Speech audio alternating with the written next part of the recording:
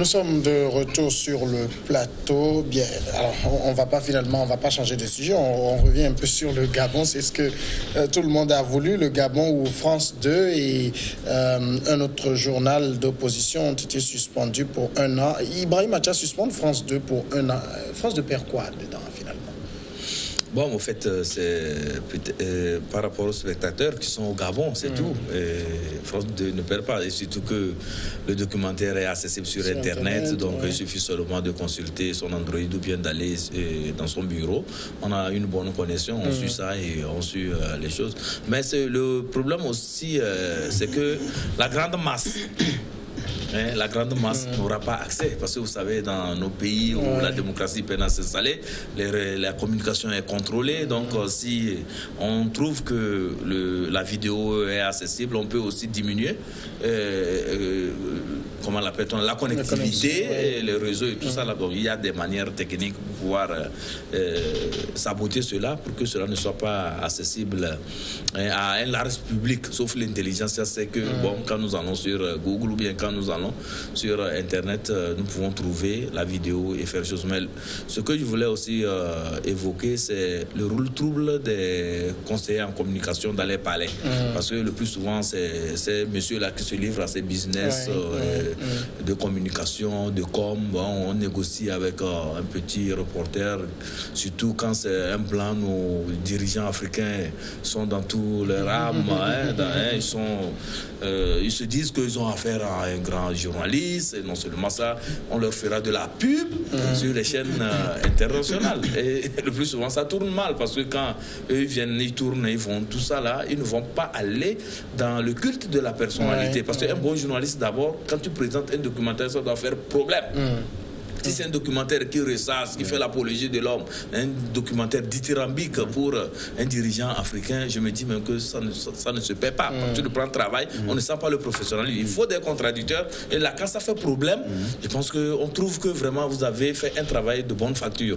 Aujourd'hui, avec ce documentaire, les confrères qui ont tourné cela seront à la une de tous les sites internet et de toutes les chaînes de télévision, parce qu'ils ont réussi à sortir des informations de l'ombre. Ils ont réussi à exposer M. Bongo, qui, ma foi, disait par le passé que c'était une rupture avec la France. Lui n'est pas comme papa, lui va tout faire pour redonner une autre image à la gouvernance dans ce pays. Mais avec tout ce qui a été révélé, je pense que ça ne montre pas un Bongo qui est en rupture avec ce qui se faisait avec Bongo Omar. C'est-à-dire que Bongo père, on voit encore Bongo fils dans le luxe avec les voitures de luxe et tout ça. Là, vous comprenez que jusque-là, on démontre que Bongo fils n'a pas rompu avec ce qui se faisait par le passé. Et ça aussi, il faudrait que les dirigeants africains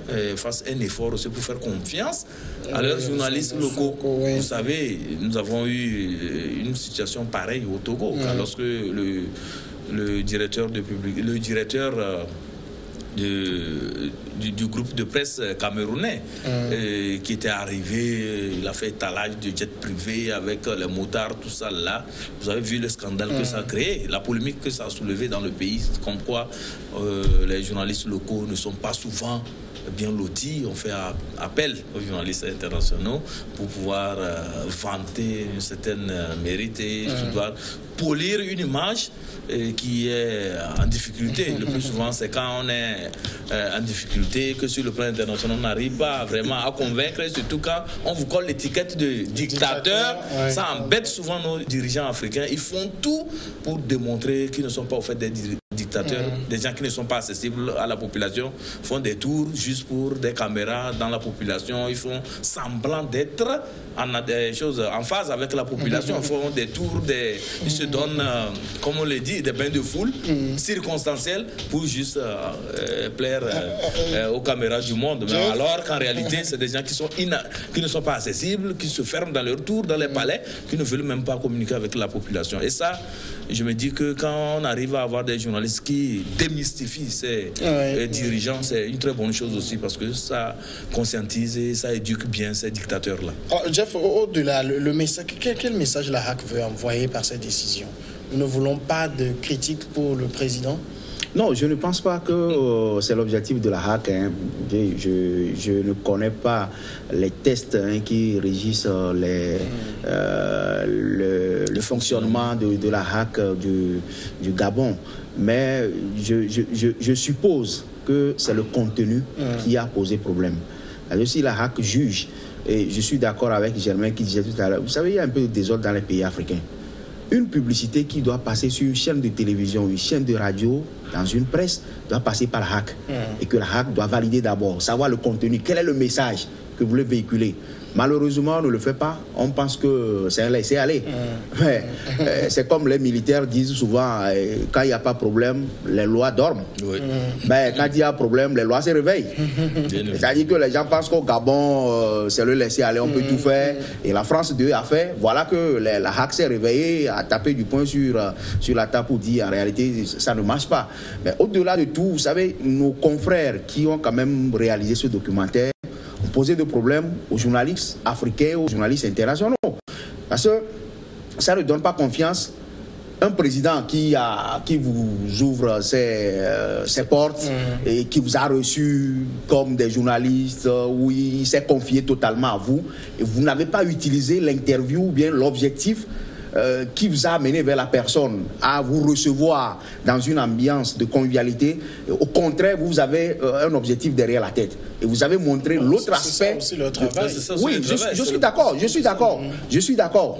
Mais ce travail peut se faire autrement.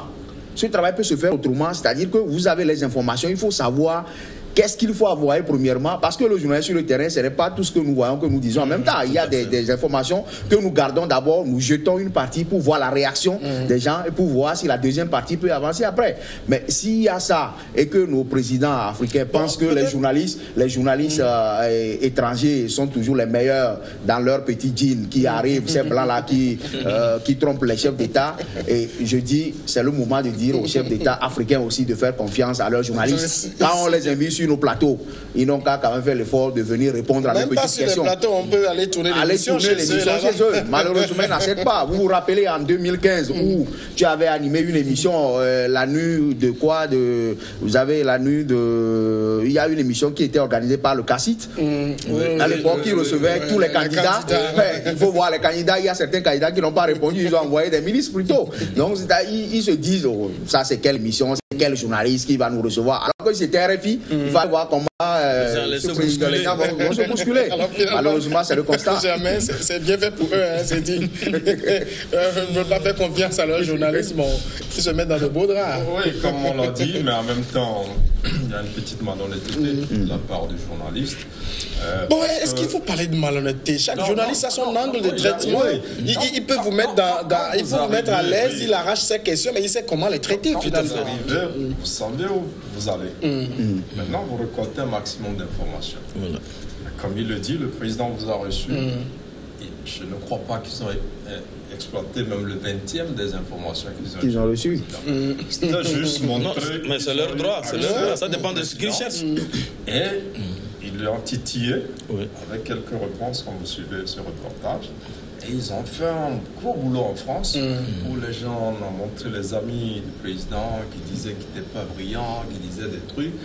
On a mis des gens assez sulfureux, je peux dire, pour ternir un peu l'image. Donc je crois qu'il y a une petite malhonnêteté là-bas, quelque part. Non, il n'y a pas de malhonnêteté. C'est le traitement. Non, ils peuvent être professionnels, malhonnêtes. C'est deux choses différentes. C'est deux choses différentes. C'est deux choses différentes. Maintenant, ça veut dire demain, le président ne peut ne plus accorder d'interview. Pourquoi? Parce qu'il a vécu une mauvaise expérience. Il ne sait pas quel usage vous allez faire de la rencontre qu'il a eue avec vous.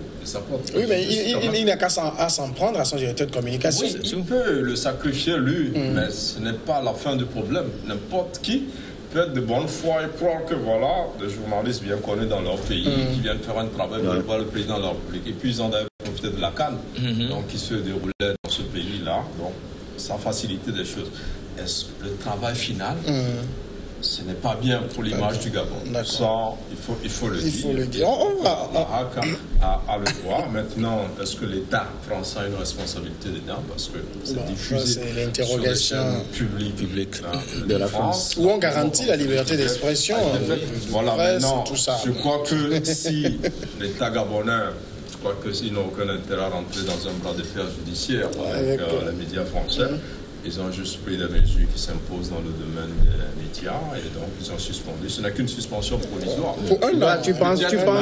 Tu penses qu'aujourd'hui on peut quand même révéler le passé d'Emmanuel Macron alors qu'il est au pouvoir? Peut-être après son passage au pouvoir, on peut revenir sur des faits. Comme si les journalistes ont des éléments, peut-être il appartient à nous, journalistes africains, peut-être d'aller le faire. Voilà, exactement. On a passé moins, malheureusement. Mitterrand avait un enfant. Personne n'en a parlé. Mais c'était gardé. Dans Mitterrand, ceux qui s'amusaient à le taquiner, on arrachait même des caméras. Ils n'arrivaient pas à faire des émissions. D'accord.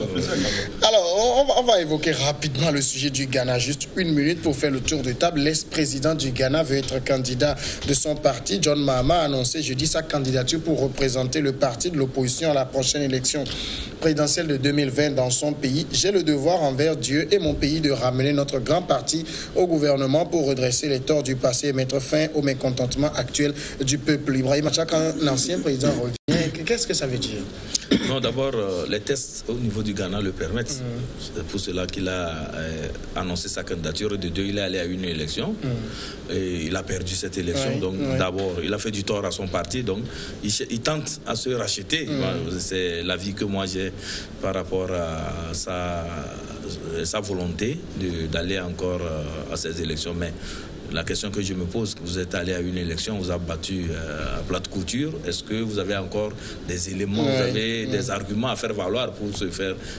Ça dépend maintenant de sa formation politique, de voir si l'opportunité vraiment est là et pour que ce monsieur puisse revenir et surtout défendre les couleurs de ce parti. Germain Pouli, il dit qu'il veut revenir et moderniser les sociétés en dynamisant une économie délabrée. Il n'a pas pu faire ça avant? Oui, mais je pense qu'il dit c'est grave parce que son parti, la NDC, a occupé le pouvoir pendant longtemps. Donc ça fait depuis 1998 que maintenant les talons, seulement donc en décembre 2016 qu'il a réussi quand même à les battre. Et donc ce qu'ils n'ont pas pu faire, au contraire, ils s'accusent. Maintenant, donc, en 2 ans, est-ce qu'il peut faire des miracles ou est-ce que les Ghanéens vont lui donner l'occasion d'avoir un nouveau mandat et essayer de faire quelque chose? Je crois qu'il est sur la bonne voie. Mais il a assez contesté quand même au Ghana. Rappelez-vous quand il était à Lomé pour la facilitation au moment du dialogue, il y avait beaucoup de manifestations au Ghana. Les gens demandaient son départ. Donc il a contesté. Véritablement, il y a des problèmes au Ghana. Maintenant, est-ce que le candidat le mieux placé, c'est celui-là que Akufo a déjà battu il y a 2 ans? Je ne pense pas. Il va aller aux primaires de son parti. Je crois qu'il y a 4 autres candidats qu'il va affronter. Mais ça serait dommage que son parti le choisisse, lui, pour le représenter, parce qu'il a eu quand même à finir le mandat de Jonathan Mills, qui est parti un peu à mi-mandat. Il a fini. Il a battu Akufo en 2012 dans des conditions assez contestables. Tout à fait. La contestation a duré 2 ans pratiquement et même la Cour constitutionnelle n'était pas totalement d'accord sur ces résultats. C'est 5 juges sur les 9 qui ont validé son élection. Ça veut dire que même là encore, on estime que celui qui est là au pouvoir l'avait battu à l'époque pour sauver l'image du Ghana. On va marquer la pause et puis peut-être au retour, je demanderai rapidement à Jeff de nous dire s'il ne va pas subir un scénario à la Sarkozy.